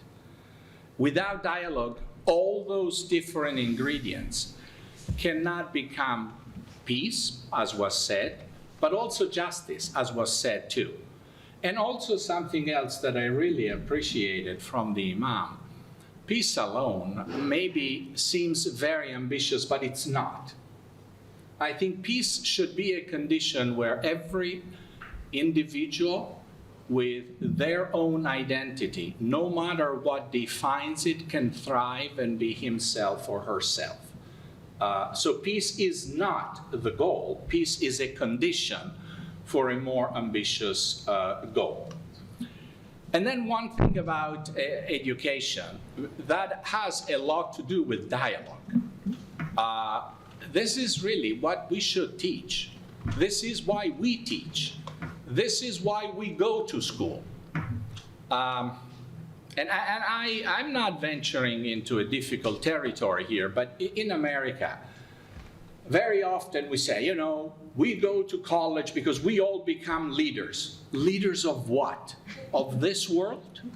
Really, we want to be leaders of this world if we leave it as it is? Number one. Number two, we go to school because we all need to have great jobs. I think if we really go to school with these two goals, we don't take full advantage of a tremendous opportunity. We undersell the concept itself of education if we make it into only these two outcomes.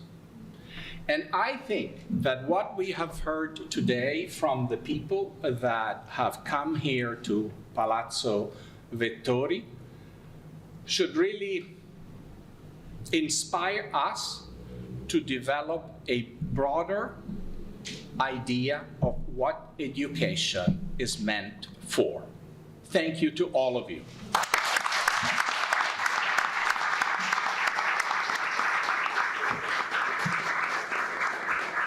Thank you very much for being here, and good evening. Ciao a tutti.